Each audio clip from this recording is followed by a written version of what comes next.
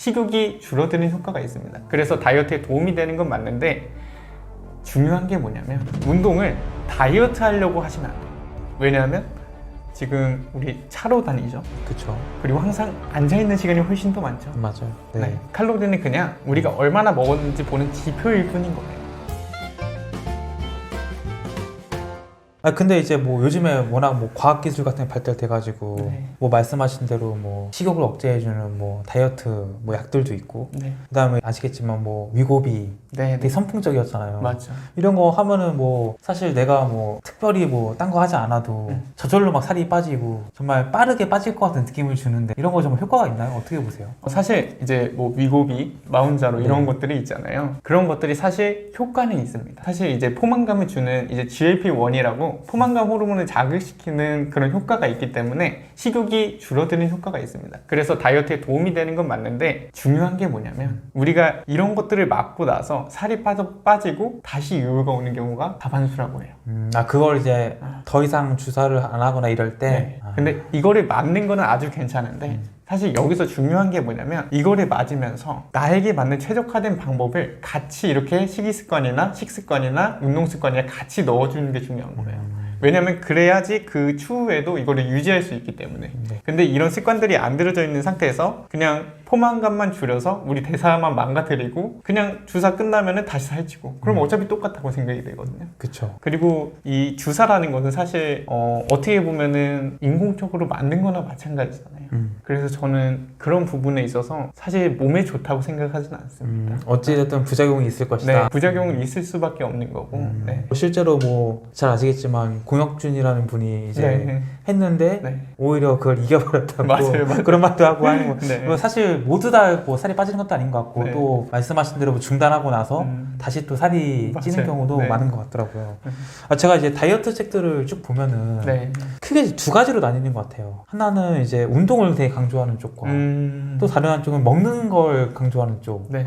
그래서 이제 처음에 이제 다이어트를 생각했을 때는 운동 열심히 해야지 이 생각을 했다가도 다이어트 쪽에서 이제 음식 쪽을 좀 강조하는 책들을 보면은 야, 그거 운동 아무리 뭐 1시간 뭐 달려봐야 밥 한 공기 먹으면은 칼로리 뭐 그 정도밖에 소모가 못 된다. 네. 그래서 이제 사실 다이어트는 운동이 아니라 시기가 뭐 7알이다 뭐 9알이다 뭐 이런 얘기도 하는데 네. 대표님께서 어떻게 생각하시나요? 저 같은 경우는 사실 이거는 뭐 닭이 먼저냐 계란이 먼저냐 이거랑 똑같습니다.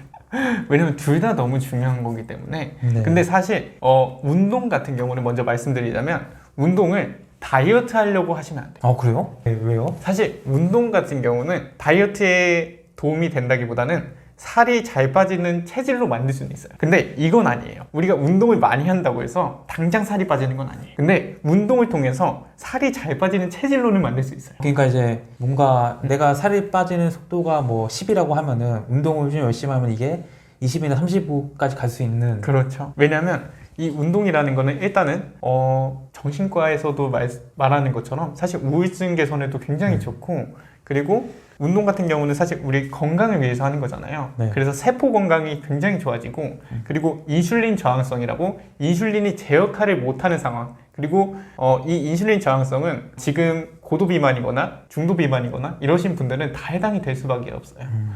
근데 이 인슐린 저항성이 결국에 깨져야지 살이 잘 빠지는 체질로 변할 수밖에 없게 되는 거거든요. 근데 인슐린 저항성이 깨지려면 일단은 운동이 좀 필수적으로 들어가야 되는 거예요. 그럼 이제 운동이 전부는 아닌 거고, 네. 그 음식이 전부라는 얘기인가요? 어떻게 보세요, 그건 또? 음식이 약간 이거죠. 물론 살을 빼려면 음식 조절을 해야 됩니다. 안 하고는 안 된다. 네. 근데 운동도 안 하면 안 됩니다. 운동도 하긴 해야 되지만 제가 저희 수강생분한테 강조하는 거는 운동 같은 경우는 사실 우리가 평생 해야 되는 거거든요. 현대인들에게는. 네. 왜냐하면 지금 우리 차로 다니죠. 그쵸. 그리고 항상 앉아있는 시간이 훨씬 더 많죠. 맞아요. 근데 예전 같은 경우는 농사를 짓거나 그리고 걸어 다니거나 그리고 뭐 활동량이 굉장히 많거나 이런 생활들이 많았기 때문에 운동이 필수인 시대는 아니었어요. 근데 지금 같은 경우 현대인들이 너무 활동량이 없다 보니까 운동이 필수인 시대인데, 사람들이 문제점이 뭐냐면 다이어트를 시작하겠다고 가장 먼저 하는 게 헬스장을 끝내는 거예요. 그쵸. 근데 헬스장에 가서 네. 한 3일 동안 네. 정말 열심히 합니다. 네, 그쵸. 살을 빼겠다고. 네. 3일 동안 그 열심히 한 거를 약간 부정적인 감정으로 몸이 느낄 수도 있어요. 근데 만약에 3일 뒤에 살이 안 빠졌어요. 네. 그럼 안 하게 돼. 그래서 작심 3일로 끝나는 거예요. 네. 운동이. 네. 그리고 한 가지 더 있는 게 바디 프로필을 찍고 나면은 사람들이 운동을 안 해요. 그래서 다이어트랑 운동이랑 상관관계를 맺으면 안 돼요.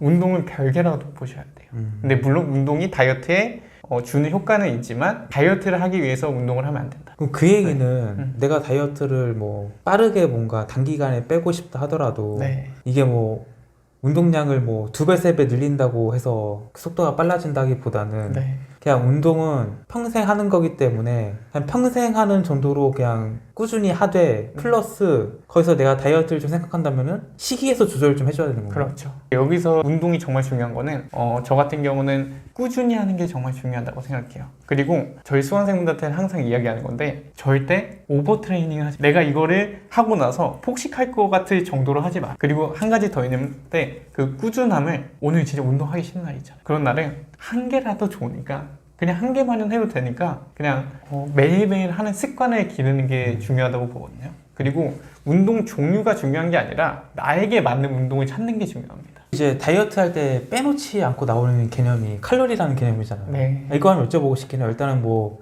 항상 이제 우리가 음식을 뭘 먹을 거냐 뭘 먹지 않을 거냐 했을 네. 때도 칼로리가 항상 중요한 기준을 차지하고 네. 또 일정 이상 칼로리를 먹으면 안 된다. 이 정도 칼로리만 먹어라 이런 얘기도 많이 하는데 네. 칼로리에 대해서 어떻게 생각하시나요? 일단은 저는 칼로리를 안 봅니다. 칼로리를 안 본다. 그럼 칼로리는 의미 없다. 다이어트 하는데. 엄청 크게 중요하진 않다. 칼로리는 그냥 우리가 얼마나 먹었는지 보는 지표일 뿐인 거예요. 칼로리가 어떻게 보면 내가 먹는 음식의 양을 측정하는 단위다. 당연히 고열량을 먹으면 당연히 살이 찝니다. 근데 우리가 다이어트 할 때 열량은 너무 고열량도 아니에요, 사실. 그리고 한 가지가 뭐냐면 이것도 칼로리가 있습니다. 이게 뭐죠? 이 책상. 이 책상도 칼로리가 있다고요? 네. 아, 네. 이 책상도 칼로리가 네. 있고 이 의자도 칼로리가 있어요. 아 그래요? 네. 오, 근데 이거 먹으면 살찌나요? 못 먹죠. 왜냐면 이거 영양소들이 없기 때문에 살이 찔 수가 없어요. 그리고 이렇게 따지자면 가장 살찌는 거는 우라늄이에요. 우라늄? 네. 그냥 우스갯소리로 이야기하는 건데 네, 네. 사실 그런 것들을 먹으면 살이 찔까요? 안 찌겠죠? 근데 그런 것들이 우라늄이 연령이 가장 높아요. 그런 거를 봤을 때 그냥 이 비유를 해드린 건데 네. 칼로리를 봐도 어차피 중요하지 않은 게 피디님께서 생각하실 때 탄수화물, 단백질, 지방 중에 어떤 게 살이 가장 많이 찔 것 같으세요? 지방 아닌가요? 지방이 가장 많이 찔 것 같으세요? 네. 왜일까요? 지방이 칼로리가 높지 않나요? 칼로리가 높아서. 네. 맞아요. 지방이 칼로리가 가장 높은데 네. 사실 가장 많이 살이 찌는 건 탄수화물입니다. 그렇게 연관성이 있는 건 아니다. 라는 거네요. 네.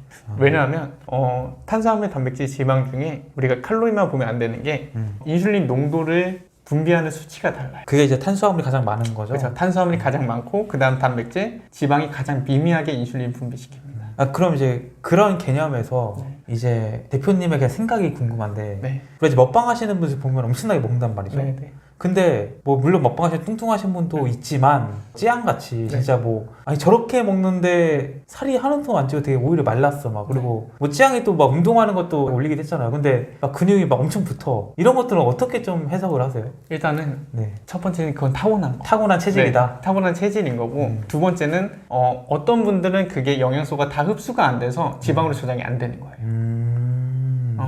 그러니까 그렇게 많이 먹어도 네. 이게 그냥 다 배출이 되는군요. 네네네. 그래서 영양소 흡수가 잘 안 돼서 그냥 다 배출이 되니까 살이 안 찔 수밖에 없게 되는 거고. 그리고 세 번째는 사실 기초대사가 그냥 선천적으로 높은 거일 수도 있어요.